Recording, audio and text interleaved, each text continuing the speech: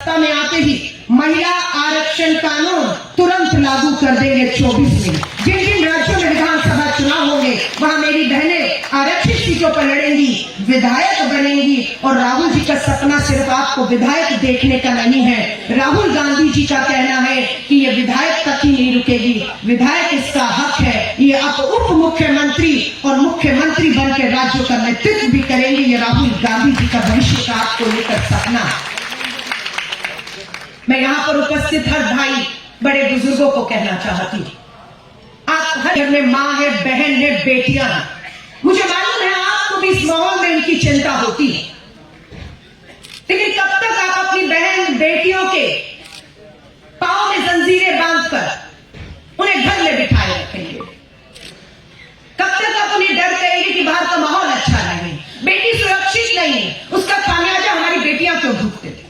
काम होना चाहिए समाज को सुरक्षित बनाने का, सोच, नजरिया, तरीके बदलने का। हमारी ताकत इस समाज के भेड़ियों के ऊपर कार्रवाई करने की बजाय, समाज में पुरुषों की महिलाओं के प्रति सोच, नजरिया बदलने की बजाय हमारी ताकत लग गई है कि हम अपनी माँ, बहन, बेटियों को किस तरीके से दरवाजों में बंद करके गुलाम बनाए रखें, क्योंकि माहौल सुरक्षित नहीं है। ये माहौल सुरक्षित होगा कब? आजादी के 75 साल में और 75 साल इंतजार करें कि माहौल सुरक्षित होगा तब बेटियां बाहर आएंगी? नहीं, आपको अपनी बेटियों को मजबूत करना है, अपनी बहनों को ताकत देनी है, आपको उनका कवच बनकर खड़ा होना होगा, उन्हें पढ़ाना लिखाना होगा, उन्हें आगे बढ़ाना होगा, उन्हें विषम परिस्थितियों में भी किस तरीके से लड़ना है अपराध से, उसको हिम्मत देने का काम इस आधी आबादी को करना होगा। मैं आपसे हाथ जोड़कर कहती हूं, हमारी महिला कांग्रेस की अध्यक्ष 7-8 महीने पहले इन्हें जिम्मेदारी दी गई, मुझे अभी 2 महीने भी नहीं हुए हैं। मैं आप सबसे कहती हूं, अपनी बहन और बेटियों के, अपनी घर की महिलाओं का हाथ कांग्रेस की, महिला कांग्रेस के हाथ में पकड़ा दीजिए। गर्व महसूस करेंगे आपकी बेटियों को सशक्त करने की, उसके कानून के अधिकार बताने की, उसे शिक्षित करके ताकत देने की, जागरूक करने की, से हिम्मत देने का काम महिला कांग्रेस करेगी। और आपको गर्व होगा कि आपकी बेटियां घर नहीं है, अब आपकी बेटियां समाज में निकलकर उनके खिलाफ हो रहे अपराध नहीं, दूसरी बहनों का भी इंतजार खत्म करेंगी, जो इंतजार में बैठी हैं कि मेरे साथ ये हुआ है। 400 बेटियों के साथ, 400 बेटियों के साथ बलात्कार हुए हैं। अदालतों में चक्कर जो उनके साथ लगा रहे हैं, वो पिता है, भाई है, चाचा है, जो बेटी के साथ रोज अदालत पहुंच जाता है उसे न्याय दिलाने के लिए।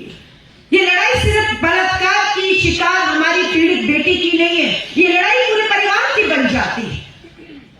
फास्ट ट्रैक कोर्ट बनाने की बात थी ना, कहां है फास्ट ट्रैक कोर्ट? 5-5, 10-10 साल हो गए, कोर्ट फास्ट है, नाम है फास्ट ट्रैक कोर्ट, 20 साल, 10 साल न्याय नहीं हो रहा। स्पेशल कोर्ट, क्या है स्पेशल कोर्ट? हमें यह कहा गया था कि स्पेशल कोर्ट होगी जहां पर सिर्फ नाबालिग बेटियों के साथ जो अपराध होता है उसकी ही सुनवाई होगी। ना फास्ट ट्रैक कोर्ट है, ना स्पेशल कोर्ट है, और कानून ये कहता है कि नाबालिग बेटी का बलात्कार हुआ 2 साल, 5 साल, 10 साल, नाबालिग बेटियों के बलात्कार को फास्ट ट्रैक स्पेशल कोर्ट में चलाकर फांसी होनी चाहिए। हम पूछना चाहते हैं, 150 बहनें, बेटियां, 150 बेटियां 13 साल से कम उम्र की सामूहिक बलात्कार की शिकार हुई, सामूहिक बलात्कार, अस्पताल में इलाज की मोहताज रही हो। उनके बलात्कारियों की तो फांसी होनी चाहिए थी ना। डबल इंजन की भाजपा सरकार को 10 साल में चुनौती दे रहे हैं, बताइए अपने किस राज्य में आपने नाबालिग बेटी के बलात्कार को फांसी दी हो? बताइए, आपने बचाने का काम किया है। क्यों? क्योंकि वो बलात्कारी, नाबालिग बेटियों के बलात्कारी आपके विधायक, आपके सांसद, आपके नेता है और आपने बचाने का काम कर रहे हैं। हम उन्हें बच के नहीं निकलने देंगे। कर्नाटक में, तेलंगाना में, हिमाचल में हमारी सरकारें आ चुकी है। महिला कांग्रेस की राष्ट्रीय अध्यक्ष के तौर पर मुख्यमंत्रियों से बैठक की है कि कम से कम इन 3 राज्यों में अगर नाबालिग बेटियों का बलात्कार हुआ है तो हमारी राज्य सरकारें फास्ट ट्रैक स्पेशल कोर्ट गठित करके जो मामले इतने सालों से चल रहे हैं उसे अंजाम तक पहुंचाएंगे। और ये पहली फांसियां नाबालिग बेटी के बलात्कारियों को हरियाणा, कर्नाटक,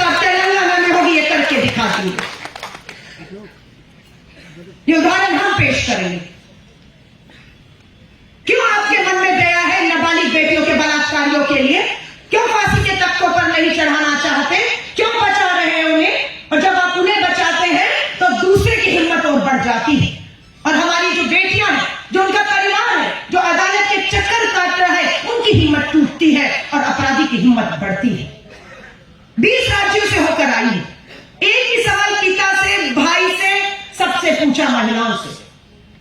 उन्होंने बोला अपराधी में डर नहीं है, क्योंकि सजाएं नहीं है, क्योंकि सत्ता का इस्तेमाल करके अपराधी बच जाता है। और बेटियां, हरियाणा में तो एक बाबा है, एक राजस्थान में बाबा बैठे हैं, दोनों बाबा बलात्कार के दोषी करार दिए गए। उम्र क्या है, लेकिन भाजपा की सरकार बार बार उस बाबाओं को चुनाव से पहले वोटों के लिए पैरोल देकर छोड़ रही है। धन्यवाद करते हैं हरियाणा की सरकार ने, भाजपा की डबल इंजन की सरकार को फटकार लगाई। चाहे बिल्किस बानो के 11 बलात्कारियों को अंदर ठूसने के वापस आदेश देकर उन्हें ठूस दिया गया है। और हरियाणा में भी हाई कोर्ट ने कहा कि अब हमारी इजाजत, कोर्ट की इजाजत के बिना आप इन्हें पैरोल नहीं देंगे, ये हमारी जीत है। धन्यवाद करती है महिला कांग्रेस अदालतों के बैठे न्यायाधीशों का, जो बिना डरे हमें इस तरह के फैसले दे रहे हैं। बहुत गुस्सा है समाज में महिलाओं के प्रति बढ़ते अपराधों को लेकर। एक मांग आई है, फांसियां नहीं हो रही हैं, पैरोल पे बाहर आ रहे हैं, बेल मिल रही है, सजाएं माफ हो रही हैं, अपराध नहीं रुक रहा, अपराध और बढ़ रहा है। क्या करना चाहिए? मेरी मां छत्तीसगढ़, झारखंड, मध्य प्रदेश सब जगह होकर आई। ये मां बहनों की तरफ से नहीं, नाबालिग बेटी के जो बलात्कार की शिकार हुई उसके पिता ने मुझे कहा, जो बहन की लड़ाई एक भाई अदालत में लड़ रहा है न्याय की, उस भाई ने कहा कि जब तक नाबालिग बेटी के बलात्कारियों को मुकदमा फास्ट ट्रैक स्पेशल कोर्ट में चलाकर इन्हें फांसी नहीं, इन्हें नपुंसक नहीं बनाया जाएगा, ये समाज सुरक्षित नहीं होगा। ये मां भाई ने उठाई, पिता ने उठाई। डर और खौफ। मैं आपसे पूछती हूं, जिसे नपुंसक बनाने की बात हो रही है वो है कौन? वो एक हमारी मासूम बेटी का बलात्कारी है। क्यों सहानुभूति है उसके लिए?